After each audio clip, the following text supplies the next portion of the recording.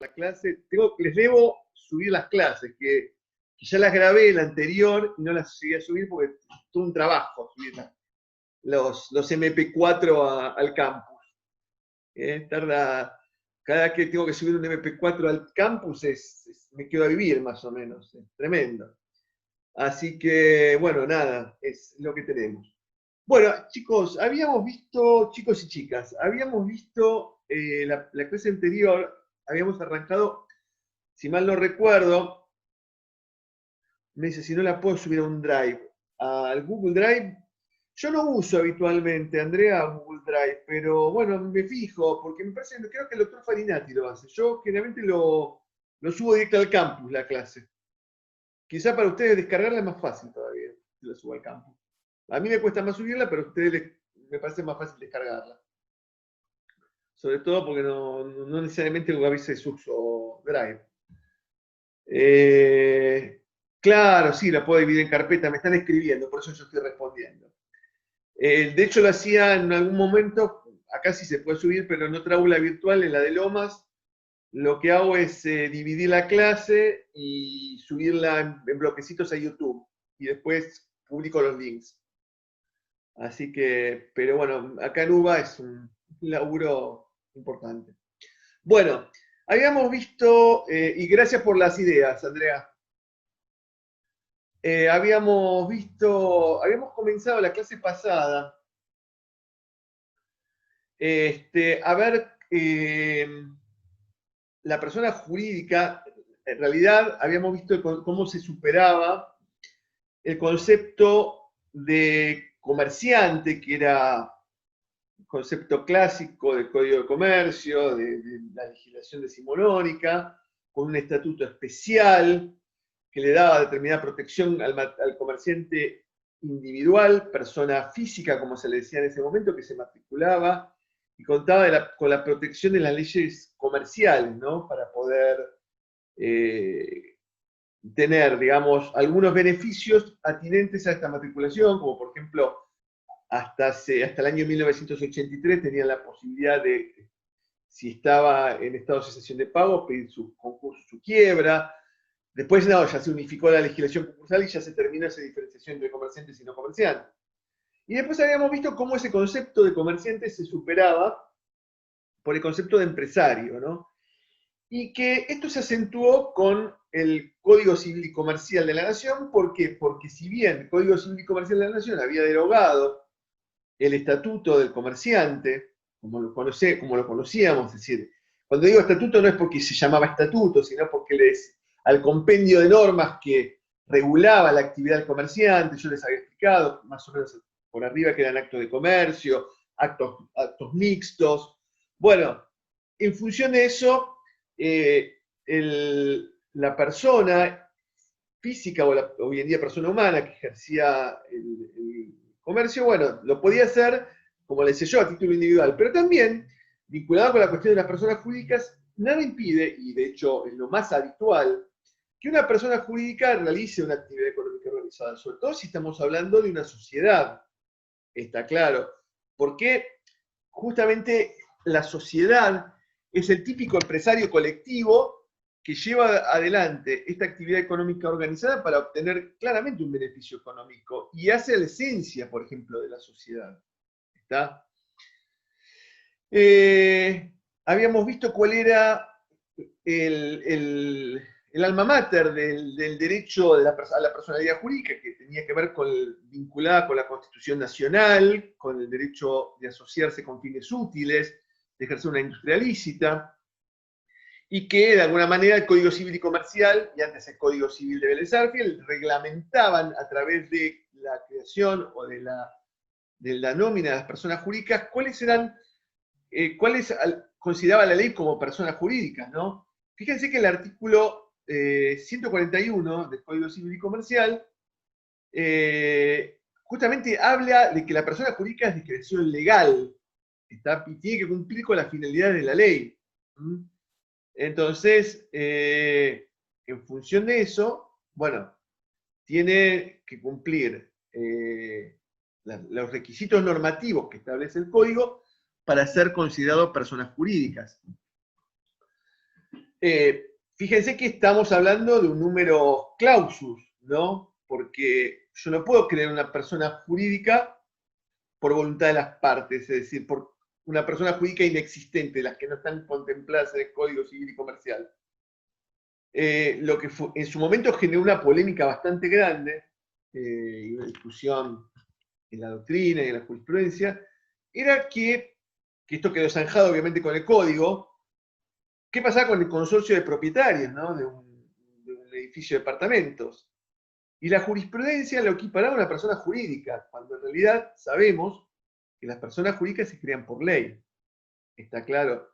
No me refiero al acto constitutivo, no a la creación de una persona jurídica específica, sino al tipo de personas jurídicas, o sea, a las personas jurídicas detalladas en el código. Solamente son de creación legal. Entonces, bueno, habíamos visto que teníamos las personas jurídicas reguladas en el Código Civil y Comercial, que no son muchas, la gran mayoría están por fuera del código. La gran mayoría, diría las que por lo menos tienen fin, que antes les decíamos comercial, como por ejemplo la cooperativa o la sociedad. Bueno, esas están por fuera del Código Civil y Comercial. Son leyes especiales que están como un microuniverso, como ley suplementaria, un microuniverso por fuera del Código Civil y Comercial. Y por otra parte, tengamos en cuenta las que específicamente están en el Código Civil y Comercial, ¿no? Las asociaciones civiles, las simples asociaciones, las fundaciones. Y en todas ellas se verifica el concepto de actividad económica organizada en la actividad que llevan adelante. Aún cuando hablamos de una asociación civil, ¿no? Cuyo objeto no puede ser contrario al bien común, ya no es como sucedía en la época del Código Civil de Vélez, que se las consideraba asociaciones civiles sin fines de lucro. Porque en realidad no es cierto que las asociaciones civiles no tienen un lucro. Lo que sucede es que no pueden tener como fin principal el lucro. Y cuando tienen un lucro, la ganancia obtenida con este lucro no va en forma directa a los miembros o a los asociados de la asociación civil, sino, como yo les explicaba, se reinvierte, se reutiliza para beneficio de la actividad social de los asociados. Está claro, o sea, el beneficio económico es indirecto. Lo cual, por ejemplo, no sucede lo mismo con una sociedad, donde los socios lo que buscan, en definitiva, es una vez por año, como mínimo, percibir su dividendo, ¿no? Obviamente si existen ganancias.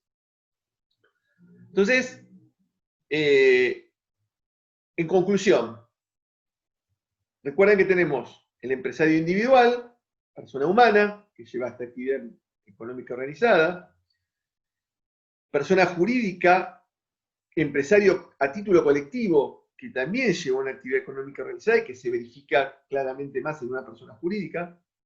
Por eso la tratamos en este ámbito, en el ámbito de elementos de derecho comercial, porque justamente al unificarse los códigos, ¿no? Ya no hablamos de una separación tajante en el ámbito del derecho civil y comercial, si bien sigue teniendo cada uno de ellos su autonomía, ¿no? Porque a través de lo que puedo expresar, que es la comercialización de el derecho patrimonial civil, no obviamente el derecho de familia, ni los derechos atinentes a la persona humana, los derechos personalísimos. Bueno, entonces, en función de eso, yo no sé si les había dicho que, si bien nosotros no vamos a ver, yo creo que algo deben haber visto con el doctor Farinati, ¿no? El concepto de empresa. ¿Llegaron a ver algo con el doctor Farinati? Sí, profe, lo vimos. Bueno, ustedes lo que en atención a lo que ustedes vieron con el doctor Farinati, ustedes tienen que tener en cuenta, cuando hablamos de personas jurídicas, que uno habitualmente a una sociedad le dice la empresa, ¿no? La empresa, la empresa, la empresa. Y en realidad, tengan en cuenta que una sociedad no es la empresa.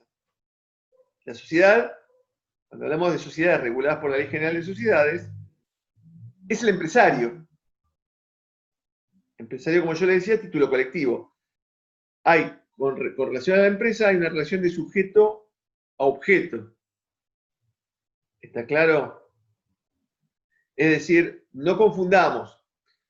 En nuestro derecho privado argentino no hay una persona jurídica que se llame empresa, ni la empresa tiene personalidad jurídica.